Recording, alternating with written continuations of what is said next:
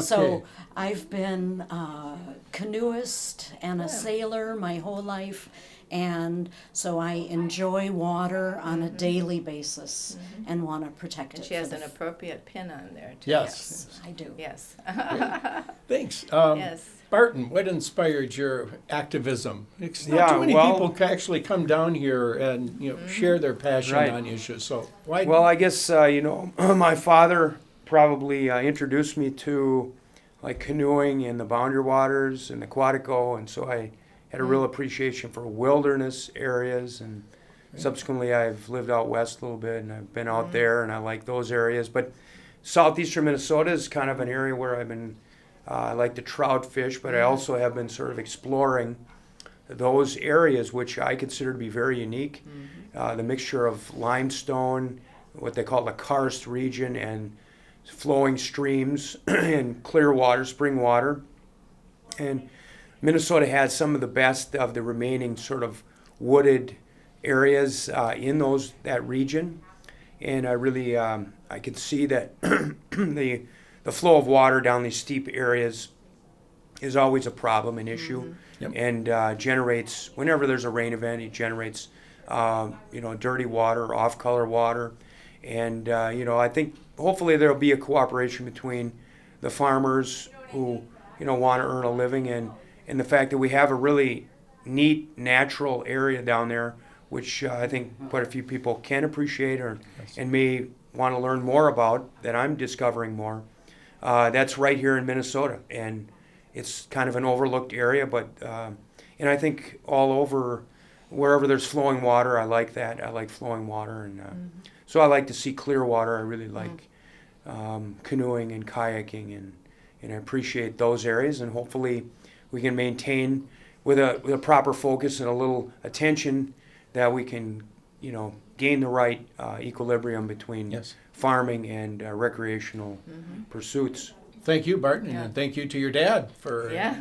helping inspire Yeah. that interest. And, Right. Yeah. and Char. And we tell us actually back have for a you. property in Wabasha, so we spend a lot of time in southeast Minnesota. And you're right, we don't want a lot of people to find it, but just enough to keep the economies going in that area down there. The people don't realize, like, Lake Pepin is getting filled in, and if we don't do Yep. something about that, I mean, that's a big project. Yep. There's also the frac sand issue down there and the mining of the sand and how that's going to treat the groundwaters. But I grew up in Chisago County, just north of here, and my dad was a fisherman, just a classic old-fashioned fisherman with a little boat. And so we spent a lot of time over in the St. Croix River, and I think that's where I kind of got interested in water.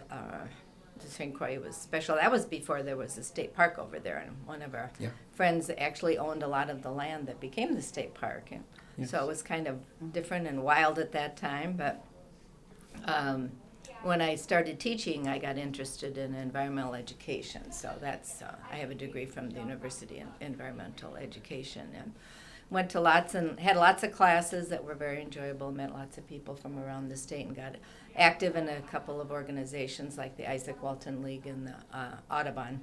And you'll find in Minnesota the people involved in these things are not the classic characterization that some people like to do of, crazy, radical environmentalists. These are people, these are great Minnesotans. They're your neighbors, they're your friends, and they're very common sense people. They're willing to compromise, but they have core values, and we want to get to the best results. And if you go to the church across the street where people are gathering for this day, I noticed some of my friends from Austin, Minnesota just got off a bus and they came Yes. up. There are activists all over the state, we have to remember, and it's not a Twin Cities based thing. Yeah. One Minnesota. That's right. And the Boundary Waters Protection is not, the Isaac Walton League was one of the founding groups that got the Boundary Waters protected in the first place, and they were some businessmen from Chicago who liked to fish, and they were, that was just before we had Clean Water Act. We were just getting going on all these things, so we're all in it together. Yeah, from all different states and all around this state. Good. Yeah. And we're doing a production right now, and we'd like to invite you. Sure. If, as I'm well. sorry I Hi, I'm, dodged in on it. No, why didn't you come in and in introduce fact, we're yourself? talking about the importance of Water Action Day. Oh, good. And, Good, that's what I'm and here so, for. here, would you like to introduce yourself? Yes, Gladys Here, Jones, I'm one here. of your constituents. Yes, come on in. We've- Yes, come on I in. was here for the, Here, come on in. all right, Here, come on we'll, in. Yeah, we'll you have have to- you you join You us. have to come in so We're- you can get filmed and, here. Oh, I see. I got You want? And She so- want to stand here? Or? Yeah, why don't you? Right, Okay. We yeah. appreciate I haven't that. stood much today, And, so. and it's Water Action Day. We've been Absolutely. sharing about the importance of it, and Yes. and I think we can see you on camera here. You Okay. might have to scoot down a little I bit. don't mind doing that. But Take Yeah, I'll this. just put my jacket down. but Glass, you're all set, and if Thank you'd like to you. tell us about why you're here today, and Oh, and where are you from? surely. Yes, North St. In Paul. North St. Paul. Oh, good, then we I'm have from North everybody St. Paul, covered. and I'm here. One of the You sponsoring don't get on your groups knees, is but the. thanks. I don't mind being on my knees. Okay. I don't mind at all. The League of Women Voters Oh, is an active participant in the Water Action Day today. Yes. And one of the things that I noticed along Highway 36 in the Keller Lake area, Yes.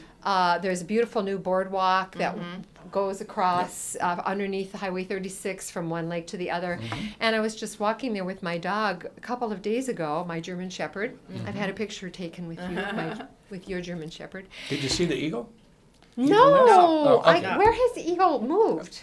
Just Okay. to the Because other the side of the nest- lake, I think. Okay. Anyway, Away you, from the highway. Yeah. okay. So anyway, you're on a Okay, walk with we've the been dog. looking, yeah, and Yeah. and I that lake right on 36 just gets absolutely covered with green muck, algae. Yeah. Yeah. It's horrible, and already just over a week ago I've seen it all along there. It's just I have pictures of it on my phone. Just one area after another that's already covered with this green, and I don't understand No. where this is coming from, and I'm really concerned about that. And I mean, by the summer, it's almost impassable through there. Yeah. People are using it for recreation. It is very built up. I Yes. understand it's part of a large chain and a water. Yes. The water's flowing It from comes north. Yeah.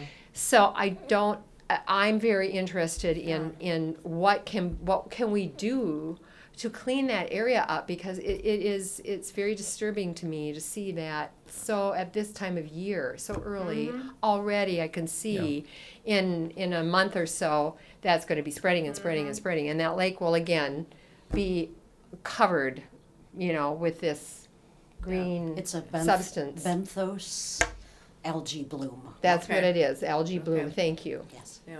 Okay. Yeah.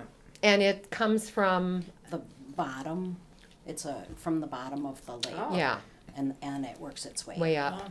And it's because the water is so warm so early this year. I was going to say that I know the water temperature is a huge issue for our lakes in our state in general, and I see it happening, in the metro area. So Which is why we also have to say the words climate change, because of course we water, certainly do. that is it's going to be changing our waters no matter what It we is. do. So climate change has to be factored in as well. And just one other quick thing, the article recently in the St. Paul Pioneer, St. Paul paper about the excessive salt in our lakes, it was absolutely shocking to Yes. me.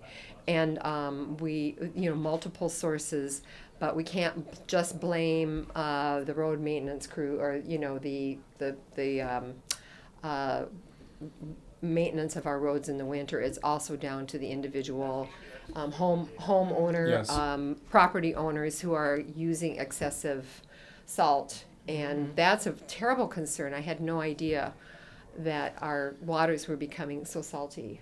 Yeah, it did surprise a lot of people. In fact, I'm the new Senate chair for the Legislative Water Commission, and we're going to Very be good. delving much more deeply into that subject. And as a part of our summer activities after legislative session, we'll be looking at the impact of this, and so we'll be in further Okay. touch about the And- salt issue. And that's part of climate change too, is that we're going to be getting icier, less snow, but more ice. And so this is an issue that could get worse, Chuck, Correct. because of Correct. that. Right. You notice Right, it exactly. more like the states to the south of us. Instead of snow, we get ice.